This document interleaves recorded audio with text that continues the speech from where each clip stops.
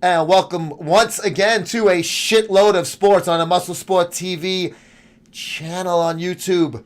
I'm being joined by, finally unveiling the mysterious Keefus. And people out there probably saying, put the mask back on.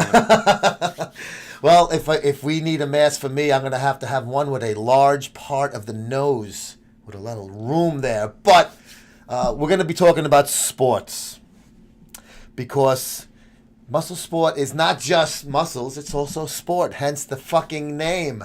But basically, coming up in the next few episodes, we're going to be doing a MLB preview, division by division. But we figured for this first little kind of like, I guess kind of like a pilot, if you will, we're gonna just let it fucking slide. Let it ride. We got the whole script. You got all the cue cards, and the crew is all there, and the makeup and everybody and all of that. That makeup lady's hot. She is, right? Oof, she got a huge fucking cock too. Oh, so man. lady boy makeup. But sports. Where would you be without sports in your life, Keefelis? Seminary? Maybe? Things would be quite boring if it wasn't for the sporting world. Yeah, and I got to say that, kids today, I think they really are missing out on the enjoyment and the participation of sports like I guess you could say we had when we were young, because these fields are empty. These parks are empty. I know. You're seeing it, I'm seeing it, unless it's a team game where the parents get involved. So sports is a huge, huge part of my life, and it always has been, and it's what you did as a kid. Yeah. And then when you became an adult, when they told you you could no longer do that sport anymore, You watched it. you watched it, and you became a fan. Yeah, definitely. My first baseball game, my first sporting event was a baseball game at Shea Stadium. Mm-hmm. Mets versus Reds, Tom Seaver pitching. Mm-hmm. I believe it was 1979. So I was kind of old to be going to my first game at 12. It was August, so it was after my birthday. We didn't have a lot of money when I was a kid, so I'll kind of lean towards that. But where and how old were you for your first sporting event? Okay, it was 1982. I was 7. Okay. I was also at Shea Stadium. Wow, I thought it would be the Bronx. No. My parents would not drive me up to Yankee Stadium because it was right next to a jail. Because I had asked, I said, can I go to a Yankee game? They said, absolutely not. And the Bronx House of Detention used to be, right next door.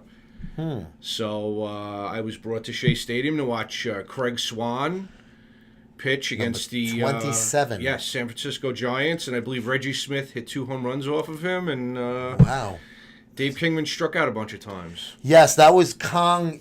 He did have I'm sure if we ever wanted to look it up, there's probably a few golden sombreros in his illustrious history. But he also did hit a couple of good home runs. When we were probably, I don't know, I guess like junior high school age, we used to go every time to Met opening home game, regardless if it was the season opener or not, and Memorial Day, because we were off from school. And we would all take the N train from Brooklyn, and then switch somewhere for the 7 to go to Shea. And it was a whole crew of us, between 8 and 12 kids of that age. I'm picturing the scene in the beginning of the Warriors where everybody's feeding the turnstile, and we probably weren't feeding. We were probably the guy hopping that one. Turnstile, yeah. I think one of the Warriors did hop the turnstile, right? The bad guy, Ajax or whatever. I forget his name now. It slips me mind, but basically, Shea Stadium was the one. I did go to a couple of Yankee games when I was younger. I went to more when I was an adult. I wanted to make, especially after they had plans on moving across the street and building a new stadium. I brought my son to a game at Yankee Stadium, even though neither of us are Yankee fans, just for baseball historical purposes. It's just an experience. It really is. You have to go. And yes. Monument Park, he took a picture by Babe Ruth's monument and stuff. So just because of the whole ambiance of the Yankee Stadium, I thought was a thing that I wanted him to experience, and he obviously had a younger chance to do that. But I do recall a very interesting game where we were at Shea Stadium together, and my son said, "Dad, I got to make poop." Now, so this was 2008. It was the last year of Shea Stadium, so he was 7. So obviously I got to go with him to the bathroom, not in the store with him, but I am going to, I'm going to finish this popcorn. I'll meet you later. I got to walk him. That would have been not 2008. That would have been 1958. Hey, kid. Yeah, go ahead. Get one of the ushers to get you into the bathroom. Bring me back a beer, will you? And let him wipe you.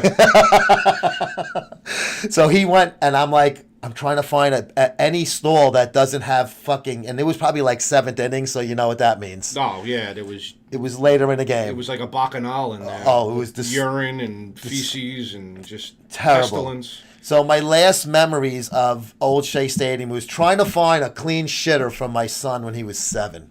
And was it successful? We did the best we can. I made sure I lined it up double fucking coated with that great toilet paper that the Wilpons fucking put out for the fans. And he had no choice. You know, he had to go. So it was either make the best of it or shit your pants. Right. He made the best of it. And you didn't want to ride back home with shitty drawers. No, we were my daughter was there too, and it would have been stinky. My first experience at Yankee Stadium was in the late 80s. I want to say either 87 or 88. And it was my brother, his girlfriend at the time, who was now his wife, and my father. And we had gone to a Red Sox Yankee game. Okay. So it was a real big deal. Now, sure. The Yankees in the late 80s, unfortunately, they had the offense, but they sure didn't have the defense. Yeah. They didn't have the pitching. You know, we're talking about the Andy Hawkins, the Dave LaPointes, the Ed Whitsons of the world.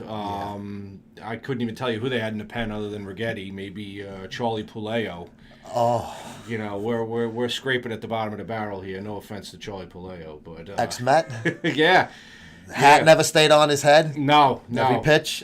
So I just remember specifically about that game that the Yankees made a big comeback and we missed it because the section that we were sitting in was turned into a Donnybrook. Oh. I mean, there were fights everywhere, and these were all, no one braved coming down from Boston in those days. No. So this was just Yankee fans? This was all Yankee fans. Was it in the bleachers or was it regular normal section? We were in the main level, not the upper decks, the main level. But I remember a lot of late 80s, so you saw a lot of jean jackets flying all over the place because it was a May game, so it was cold out.